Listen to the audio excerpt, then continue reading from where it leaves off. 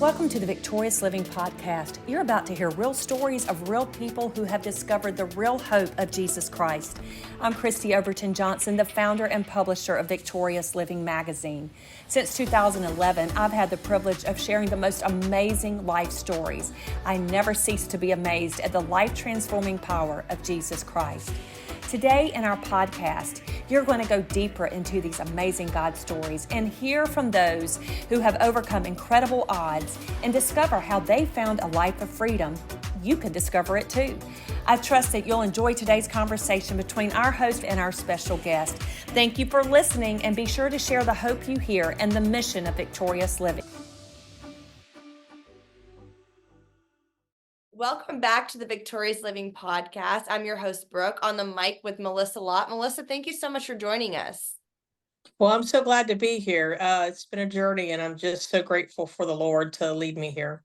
You too. And for those of you watching and listening right now, however you are digesting this conversation, it's so funny because I like to give a little bit of background on how we ended up here. As you can see, we're on a video call, and a lot of things happen with video calls where we're trying to get inside meetings, we're running behind, and it just sometimes feels chaotic.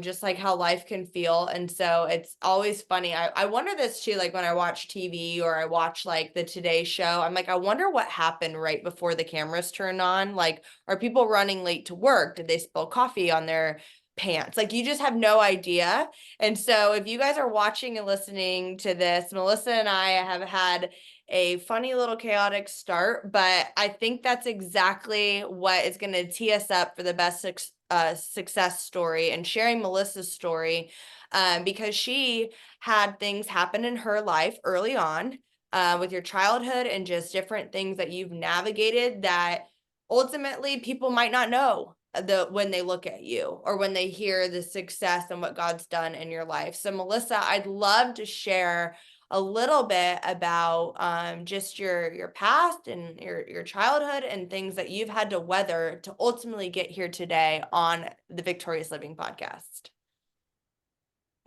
That sounds great. I think about what you were saying with that, and here I am, this woman who's not technically savvy. I'm actually quite challenged on some things, and I'm like, oh, great. I hope she's not going to want me to do anything extra because I don't know if I'm going to be able to get in there. And I'm going, where's my children at? They're nowhere around. So anyway, but the Lord made it work out, and here we are. And here we are, and it worked out. Yeah.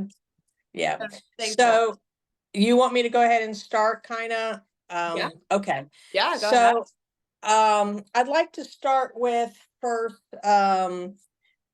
what I used to do, because I'm retired now. But so I worked in the Department of Corrections for 27 years, and I was a captain when I retired. Wow. And it's kind of interesting because this past week, and it just brought to remembrance some of the staff that used to work for me. And one of the key things that was said is somebody else was asking, well, maybe she would like to come back. And they were like, no, she has peace now. She has peace. And I thought, wow, boy, the Lord has done some major work, and sometimes we don't realize how much we don't have peace, how hurting we are, and how we affect others until we're out. And the Lord has done this great work. And then we see what other people see, that only the Lord could have done that. Yeah. And so I want to start off with that part because the people from Victorious Living, when they read this, some of them are going to know me. Some of them are going to know the old me. Some of them are going to know the old me and the new created me that the Lord has done. And then there's some that's going to have met me for the first time in my created, what the Lord has done. Right. But some of them still, I know that they still see other parts that, you can't unforget some things, you can't unsee, or some things that press upon. And so I always think, okay, well, Lord, this is your story. Whatever you have done with this is yours, and you need to be given the glory for that. So working in the department, I wasn't anything nice. I wasn't anything that I was very there was nothing there. It didn't start out that way. My childhood started out with me with the Lord calling me at a very early age when I was 6, and I remember going to the altar, pulling away from my mother, being disobedient, and giving my heart to the Lord when I felt His hand. And of course, I got a spanking. I mean, I got disciplined that night, and me asking the Lord, I don't understand. I mean, I got saved, and this is what my parents had been wanting me to do, but it was the not understanding the disobedience. And then life really started happening. My mother had mental illness issues, left alone a lot.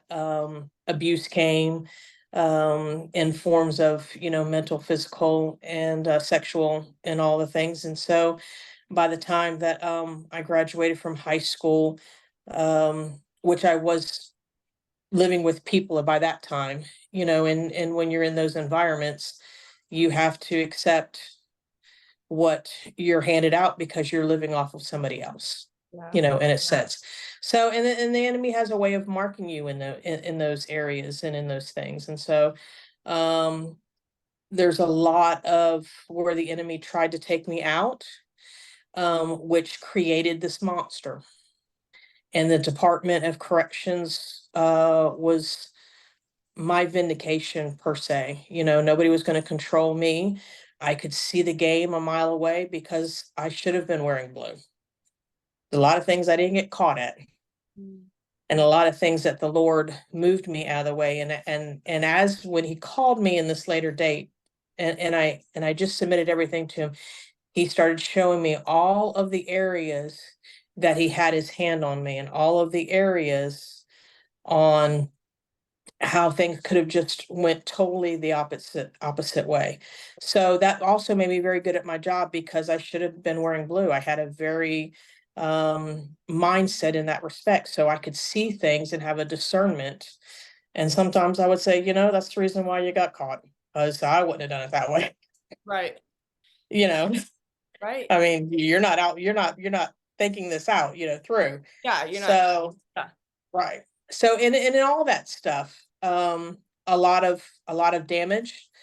And we think we're doing the best. We think we're being righteous. We think we're being doing what's right. And we don't realize that without the Lord, none of that is. Right. And without grace, there's nothing. Yeah. There's It's just nothing. works at that point. It's literally just Right. checking a box instead of living in like freedom and grace and relationship with Him because He Right. loves us.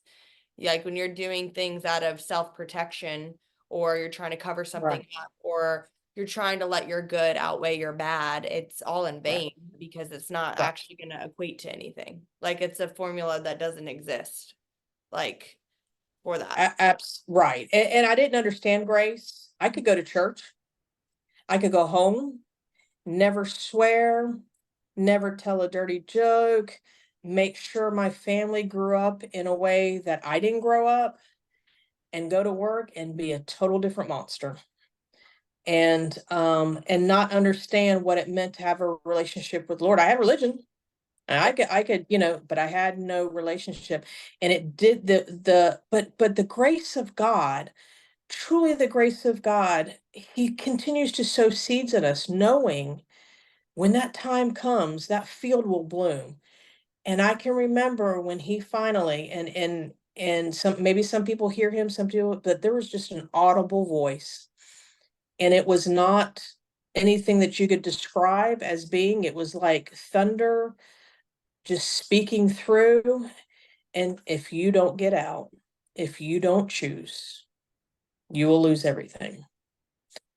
And and I was on the compound when it happened, and I had to really, okay, what does this mean? What does this look like? And the Lord had been calling me and calling me. And I said, all right, I can't do this. I can't have one foot in the world and one foot out. And I retired, and boy, I was for a roller coaster ride then. And it's been beautiful. It's been painful. It Yeah. has been painful, and I've had to do some hard work, but man, the rewards have been fabulous. Yeah. And that's how it is. Like when we think of reaping what we sow, it's like God was Yes. protecting you from sowing bad seeds. Right. And he Right. was like, "Perfect. Let's do a little U-turn in his kindness." He was firm with you because you needed that in that moment. But it's because his heart towards you is so loving, because he wants good things for you. He wants you, to reap joy, to reap wisdom, to reap peace, to reap all of these things in your life. And it's the same thing that we would do with our kids. Like if our kids are headed towards destruction, Yeah. you're like, grab him by Yeah. that collar. I love you Yep. too much. I Yep. love you way too much for you to go down that road. And so I think the other thing too with the prison ministry, with Victorious Living, and through and through about prison, but it's this idea, like, I think that people are under, that prison is, I look at it, for lack of better words, as like a mercy of God, that it was like, Yes. hey, I'm putting you in here, and you have a decision now to make. Do you want to live your life to honor me, or do you want to, be separate from me? So what a kindness of God to, shelter, us from our decisions. Obviously, there are consequences to our actions, but the punishment of our sins on him. And he took that for us, and he wants to give all of us access to that grace, Yes. to that Yes. redemption, to that holiness, to all of the goodness that he has for us. It literally says, like, in scripture, like, we are co-heirs with Christ. Like, being an heir is a pretty big deal. The benefits that we get from being an heir of God is absolutely nuts. And so I love that, and I don't mean to steal your thunder, but I just wanted to touch on that I love that it was very much like a huge redirection of, hey, you were headed towards things that you could have lost it all. And in his goodness, he told you that so that you could change. And I lost enough inside Right. doing what I thought was right because I wasn't listening to him. Right. And the beauty of that is if you and Brooke, and that's the thing is about what we are doing, what we are co-laboring for is his glory. Right. It's none of, when you thunder, no, that this is his story, honey. This, I'm telling you, when I got out, if you would have ever, even when I got out, if he'd have said, well, I'm going to send you back in, I'm like, no, no, no, I did my time. I did life plus two. Nope. But you know what? The great thing about the Lord is he will take our crushing, he will take our brokenness, and he will make that beautiful, sweet wine that he always does to pour out on others to feed them. Mhm. And I can remember when, we say a lot of things to the Lord, like, I'll do what you want me to do, whatever you want me to do. He's like, okay. And I can remember the first time that he, like, it really tested me. Like, are you going to mean what you say? Are you really going to be different? Are you really going to have that new creation? And there was a lady who had gotten out, and she had served time with me, but she was inside. And I was the captain, and it was probably maybe her second day out. And when she saw me, the glory of God, he opened my eyes up for me to see her. And when she saw me, she bristled up. Not only bristled up, her whole body language changed, and she shut down completely. And she was waiting for that old person, and she was waiting for the rejection. She was waiting for all the things that would have come from that old person. And the Lord then asked me, okay, what are you going to do? Wow. What are you going to do? And because we don't, and I had my best friend with me at the time, and she was still employed with the Department of Corrections. And of course, she automatically stiffened up, she remembered the lady. And all right, Lord, I went over there and I hugged her Wow. and we cried. And it was that, but that was the breaking. That was the beginning of, all right, you're asking, and I will deliver, and I will take it all from you. Yeah. And I will give you all the things that I have for you, love and mercy and grace. And it's just it's just So beautiful what beautiful. he can You do. know what? You did nothing to earn it. Not a single thing. Not a single thing. There wasn't one thing you did. Like you Nope. wake up 4 days before going, I'm going to practice being loving. I'm going to practice being loving. I'm going to practice being loving. God's Nope. love through you did it. Yep. And that's the beauty, right? And I think that's like where people can be confused of like, oh, so I just don't have to do anything. And it's like, I mean, I hate to say it, but not really. You got to give your life to him and he'll take control for sure. But he does, it's through him we do things. It's through his spirit that he allows us, he prompts us. Obviously, we have a reaction. We have to, listen and we need to be available. But as far as like you being filled with love and mercy for somebody, No, not one bit. there you But couldn't. he chose, he gave me a choice though. That's Yeah. the other thing about Brooke is that he says he gives us a choice. You know, it's not that he is that gentle master who knocks on our heart's door. He doesn't bang, he's not ringing the His doorbell way in, he doesn't incessantly. barge. Yeah. Right. He's like, okay, if this is what you want, okay, are you going to make a choice? Here's your choice. It's one or the other. And when you choose him Hmm. over yourself, he just, all right, yes, you're teachable. Yes, I can, oh, wait until I have things for you. And and the things that I can, when I talk to these ladies that are inside and I meet them where they're at without condemnation, Oh yeah. with understanding that God's love, and we can't love ourselves or our enemy until we learn how to love him and seek him first and let him fill us with that. Love But us. getting them to see that, and they know that it's authentic, and they know, when because I try to tell them I'm not a church lady.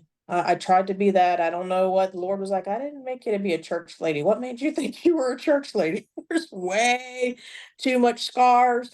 There's way too much blood on your hands. There's way too much stuff. So I made you to war. You just haven't been doing that for me. Yeah. And so, yeah, that's the beauty. Yeah. It is. It's so funny. There's a couple of things that really struck me so far in our conversation, and what's making me teary-eyed every time is how much we, when we're in our suffering or we're in our confusion or we're in our darkness, that we go, this is absolutely horrible. I can't see any good coming from this. And if we all had a fast forward button, I know we wish we all had that. But the biggest thing that brings humility in my life, one of the biggest things, is looking back going, how did God use that? How Yep. in the world did he use my like sickness or my mental issues or my anger? Like, how in the world am I standing on this side of something seeing beauty?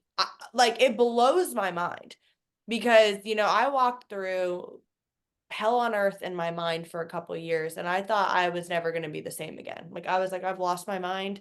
I can't find it. You've been in therapy, I've done medicine, like all the things, right? I was like, what's going on? And I know that I'm not the only person that's listening or here that has ever felt like that, where they felt like nothing good's going to come out of their life anymore because obviously God's just dropped the ball, right? We can convince ourselves, and the enemy, with the enemy's help, we can convince ourselves of Yep. anything. And I'm sitting on the other side of it now, just being like, in my own life, just like, how did you do that? Like, because there was nothing I did that could have reaped this amount of joy, reaped this amount of healing, reaped this amount of goodness in my life. Like, it is the most humbling thing to watch the Lord do something you thought would never happen for you. And I know that this magazine, Victorious Living Magazine, and this podcast, and I mean, your story, hundreds of other stories, people who are listening story, there's probably a time in our life where we could all go, he used that.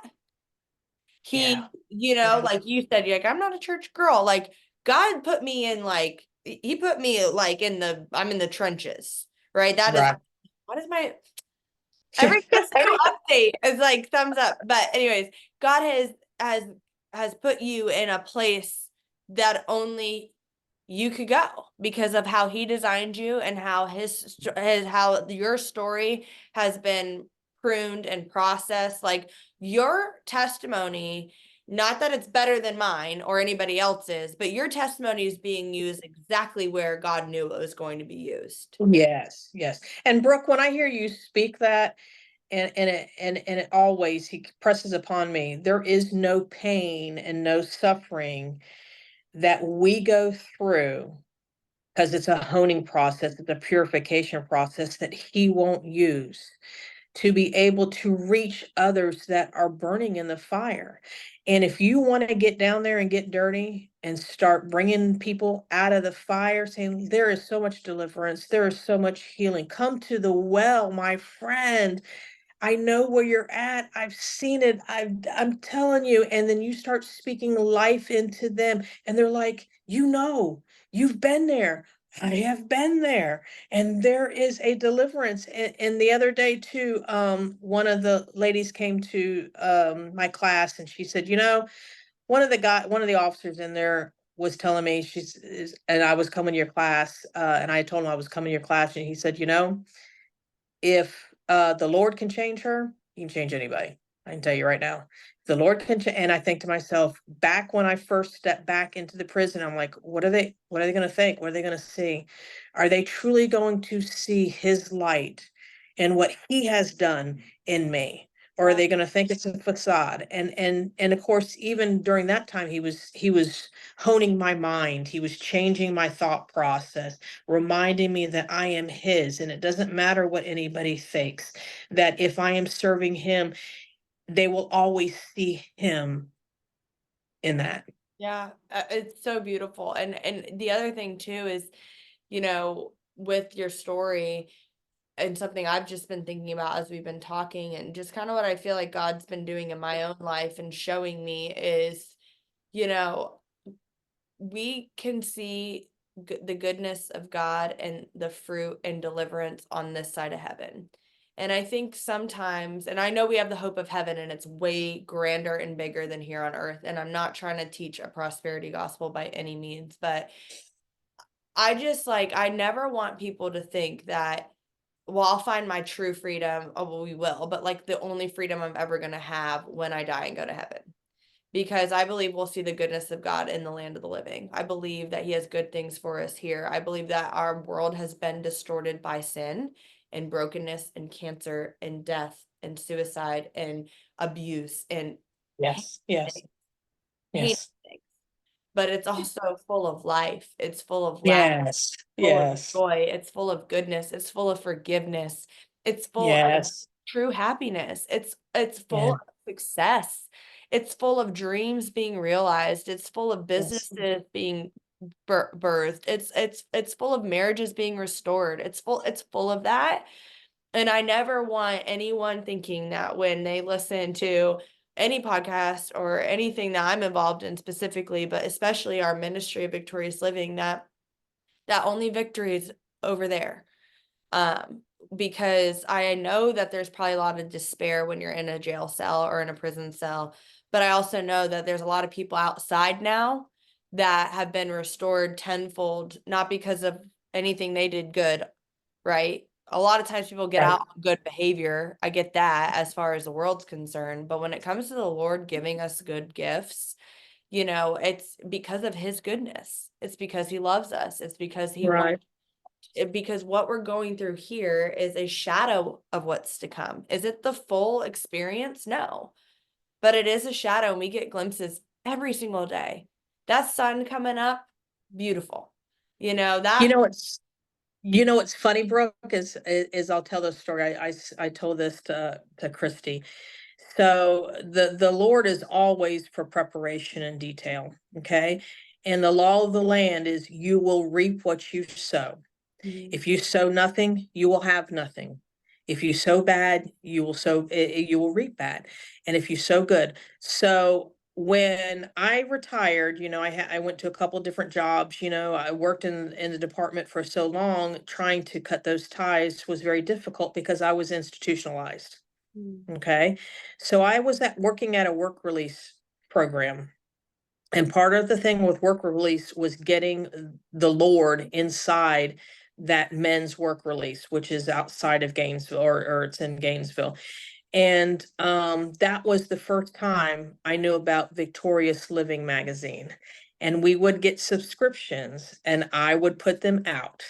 And I'm just saying, and I would, I always had religion, and they would use them for all kinds of stuff, and Right. it didn't matter. It just, and I would take the box or whatever that I got, and I would put them out, and I would put them out, and never dawning that at this moment at the time I'm having a podcast with Miss Brooke for Victorious Living.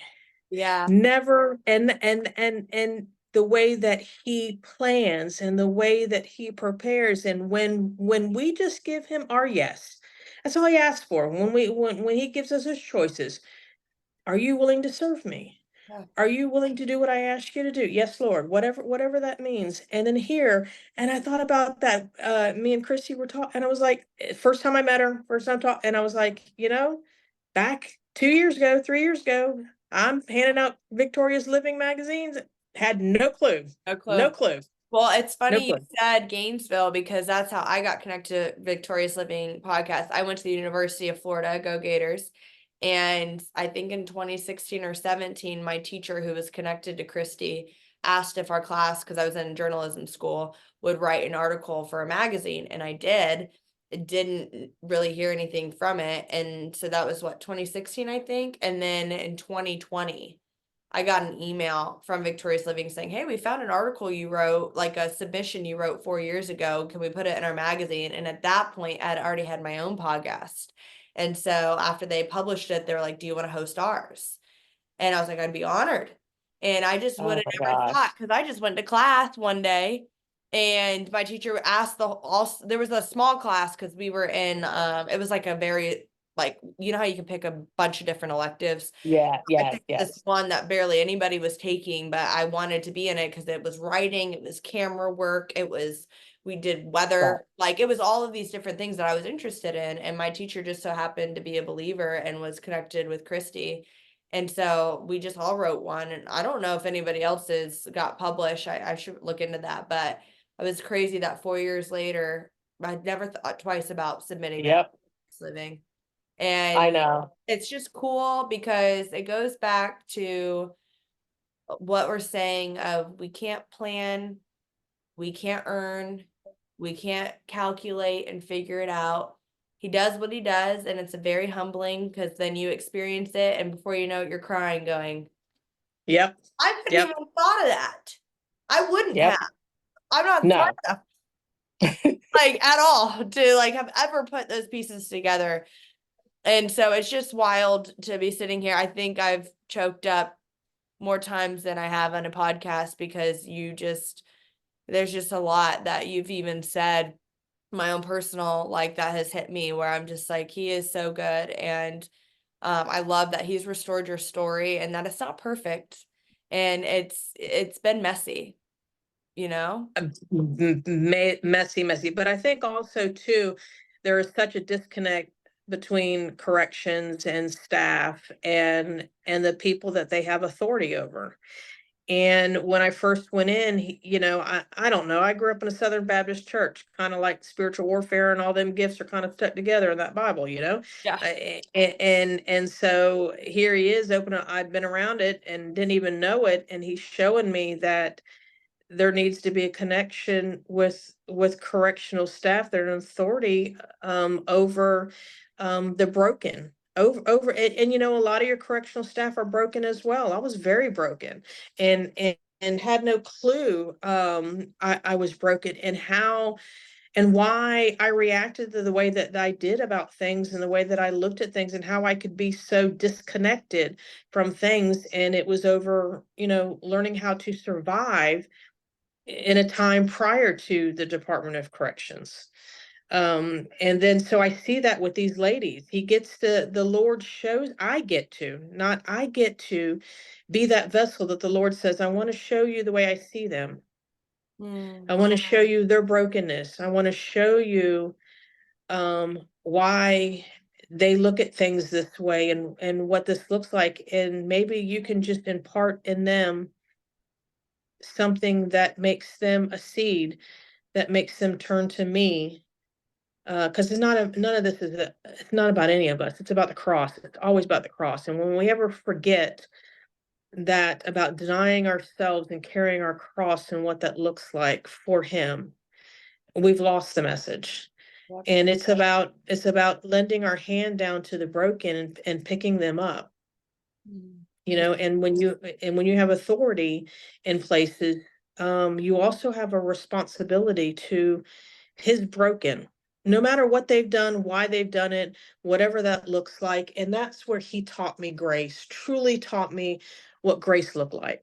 Yeah. I love that, and God has the ultimate authority, and he's Yes, given yes, authority to his son Jesus. And you know how, and this makes me tear up thinking about it, but the way Jesus demonstrated his authority, it was through yes, serving us.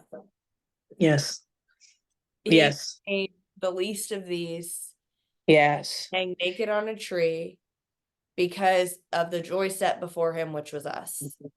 yes, And we have that, authority and responsibility as well as his kids, and as co-heirs with Christ, and as his sons and daughters, and he has bought us with a price. And we can't even pay him back. Like, there's just no way, right? And all he's asking is for our life and our hearts. And it's a beautiful exchange, because when he asks for us, it's not so that he can be our puppet master.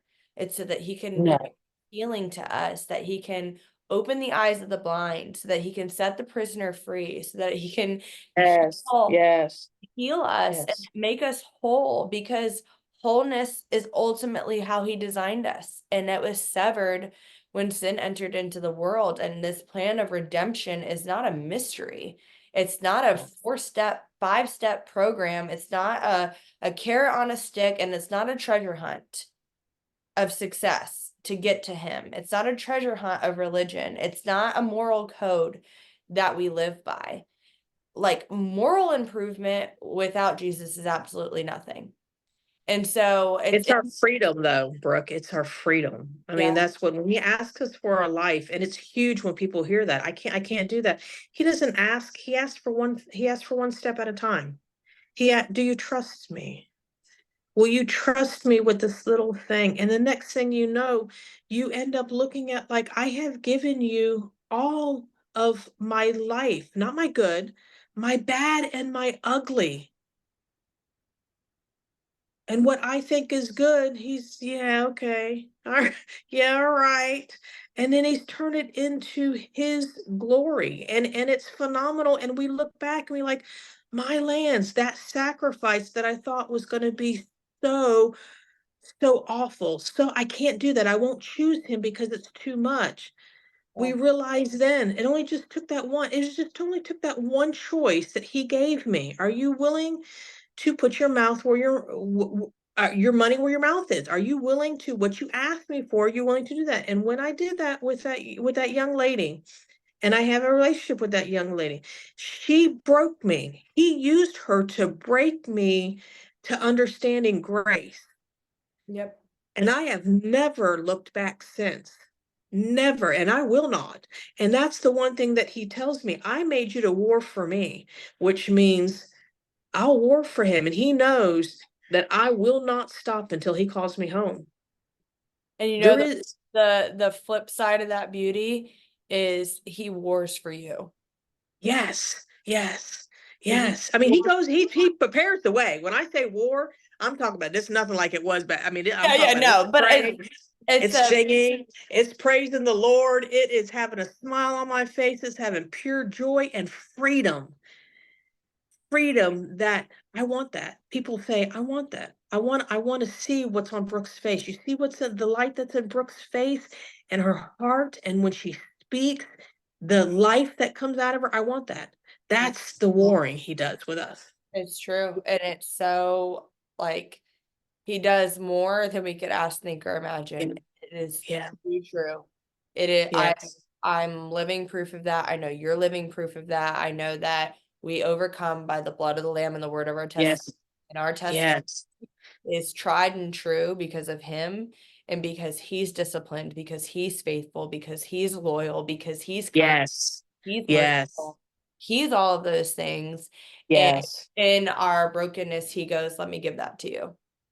And it's Yes. like so radical, it's so undeserved, it's so beautiful. And that's what hopefully those that are listening and watching are seeing in Melissa and I going, what is that? Because we can tell you it's not us. Because if it Not one were bit. me, it would be like if I was the one doing it, I'd be boasting about it because, but we can't, because I can't point to anything in my life that's good and rich and lavish on my life and go, that was because I got it right. Or So I will tell this one last story. This cracks me up, and yes. and it just so one of the ladies in prison, who's still in there, and she knew me from back in the day. So the Lord was dealing with me on, are you going to continue to align yourself with with what you think of yourself, with the shame and the guilt of what you were like inside? And that takes a while, and that's where sometimes we need to have grace with people and understand that you must choose what the Lord says about you as a new creation versus what the enemy continues to bring up. And so we're in there, and I'm in the pool to baptize the ladies, and she goes, and her name is Sam McCormick, and she goes, she calls me Cap. She's, Cap, never thought in this day that you'd be putting them in the water as many times I've seen you put them on the ground. And the whole place got real quiet. And it was another test, like the Lord says, what are you going to come in alignment with? I mean, it was just that quickly. And I looked at Sam, and I said, and I gave her a high five. I said, me neither, Sam. This is just God's story right here. And the whole place erupted in laughter and smile. And I was like, man, what a blessing. He rewards us when we're faithful to him as well.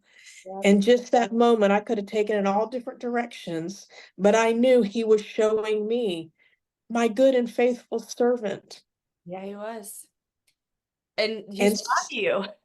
yes, and say, and just to say that that's, and this woman, now listen to this thing, she has changed, we both changed, and to see the change and know that it is genuine, and I was listening to Vito podcast the other day, and it was a fabulous story, and the one lady who was on there, I can't remember what it is, I can't remember names half the time, but anyway, she was on there, she was fabulous, but she was talking about jailhouse religion, and she said, let them have the jailhouse religion. Anything that we can sow seeds on, anything that brings them to the cross, it never becomes void. The Lord will use that somewhere down the line, somewhere. And I just think about, I'm a walking testimony. It may have taken me 50 some odd years to get all the seeds that He's sown in me. But now the harvest, man, and he lets me to come out there, and He lets me, I get to, for Him, get Right? in that field and frolic and be free and and set the captives free. Like, Lord, this captive, what can I help with this captive? Can I? Yeah, that's him. And He does that. he does. And, I think of, that funny story that you just shared, but like how beautiful it is that we, again, you had a decision to make to Yeah. identify with who you used to be or who you are now. And, Right. been given access to things you never thought you'd have access to. It's in baptizing people and just beauty. And, I think of that in my life, and God's brought me into, different heights and different places. And, I struggle sometimes, like we all do up here, to resorting back to who I used to be, or how my old thought patterns, right? Of, oh, Brooke is just this, or, Melissa's just this, right? And I love that that God is so faithful to remind us, no, that's not who I say you are. First of all, it's never who I said you were. But now I'm Right. showing you who you are in me, and I'm restoring your view of yourself, because he's always seen you as Melissa, Right. child of Yes. God, his daughter. He Yes. saw you Yes. baptizing these women in the pool when you were 4. He knew that you could do Yes. that. Yes. And Yes. he is so faithful to bring us to where he sees us. And I think, again, it's making me teary eyed just to think about how when he gives us a new season and a victorious one at that. And like, how did Yes. you bring this about in my life? I want to see myself the way God has always seen me, which Yeah. is a royal priesthood, chosen, lovely, his girl, proud, like he's proud of me, apple of his eye. Like that is who we are as his kids. And for those of you listening or watching right now that are struggling with identity, and all of us do, but you've made decisions out of a false identity, or you've committed Yes. sin or a crime or murdered somebody or touched a little kid and done all of these horrible things that are sinful and not holy and deserve a consequence, you know, at the end of the day, you made that decision out of a lie you believed about yourself and a lie you believed about God and a lie you believed about somebody else from the father of lies. And Jesus is so faithful to step into those places and see our filth and see our disgust and just scoop us up Yes.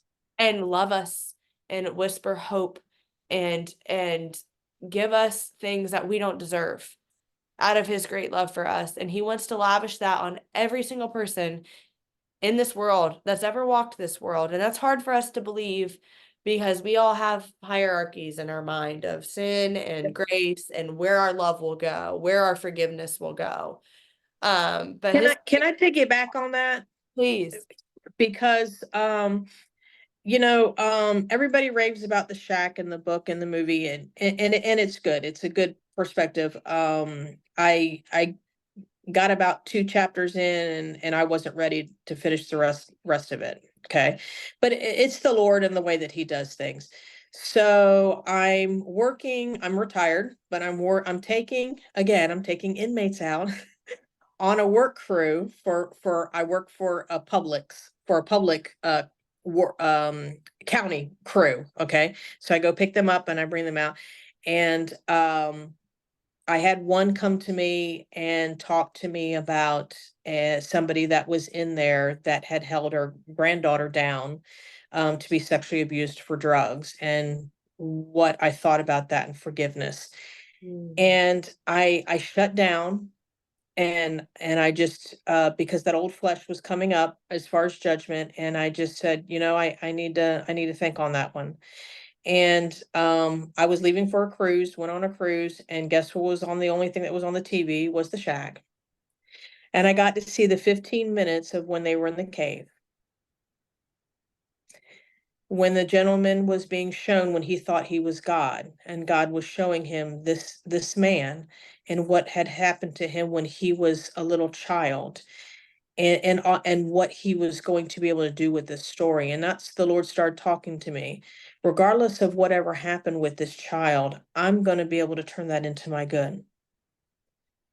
I'm going to be able to do that. And that's where forgiveness and grace comes from. And it really showed me that. And then I was able to relay that to the lady who had come up and talked to me about it. And I had to give a little scenario. I said, we've got this one over here picking up cigarettes for the one that's making her pick up the cigarettes to pay off her debt, because this is what happens in prison.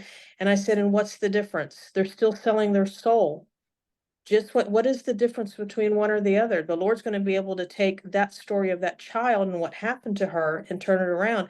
But we don't know what's going to happen with this right here. They're going to continue to sell their soul. What's the difference? And it really made me think about sin and why there is not degrees in sin. It's out of being out of the will of God. It's being out of his freedom and his shelter. And he just showed me a different look of looking at his creation and what he can do with that. And it's not about us, and it's not about us to be able to judge those things. It's not, and thank God, because I don't want that. Yes. Oh, I don't want responsibility. No, You are no, absolutely thank you. correct on that one. I'm Yep. okay. Nope. I'm good. Um, well, excuse me. At the end of each show, I love to ask each guest what one of their favorite qualities about God is. I know there's a lot, but something that you feel like you've seen a side of him that you cling to. His consistent faithfulness to us, not for anything that we have done, not that but to because of his love for us, his continual faithfulness because he loves us. Mm. I think that is my favorite quality of his, because no matter what day it is, no matter if I get it wrong, he's still there. He's still faithful to minister to me. He's still faithful to carry me. He's still faithful to walk with me and talk with me and tell me I'm his own. He's still faithful to show me his word that reads me at the time that I need it to minister to me in all areas. He's still faithful. When I get it wrong, he's still faithful. I love it. He's faithful when we're faithless. And that's Yes. God Yes. for sure. Melissa, thank you so much for joining us on the Victorious You're Living welcome, bro. today. All right. All right. Bye-bye. Thank you for watching our broadcast. Are you an incarcerated brother or sister who needs encouragement? Write to us at Victorious Living Correspondence, P.O. Box 2751, Greenville, North Carolina 27836, or email us at hope@vlmag.org. To view Victorious Living magazine in its entirety, please have your chaplain contact us at 352-478-2098 or email us through our website at vlmag.org. We are happy to provide our Victorious Living magazine free of charge in bulk with or without staples.